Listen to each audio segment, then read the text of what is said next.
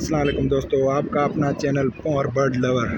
हमारे चैनल को like, subscribe और फॉलो करें। आज हम ये पर्शियन बिल्ली को डॉक्टर की तरफ ले जा रहे हैं। ये इसको डायरिया हो गया है, इसकी पहले भी ट्रीटमेंट चल रही है। अभी इसको हम इस टाइम लेकर जा रहे हैं। इसकी तबीयत थोड़ी ख़राब हो गई है।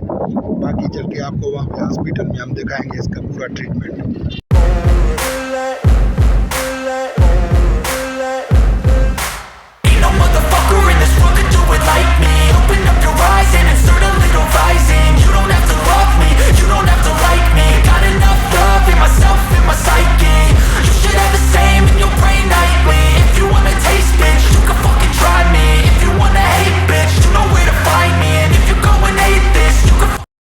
हम पहुंच चुके हैं हॉस्पिटल में। आप देख सकते हो ये पूरी हॉस्पिटल, ये अच्छे से देख लो। अभी ये हमारा बिला तैयार है, इंजेक्शन वगैरह।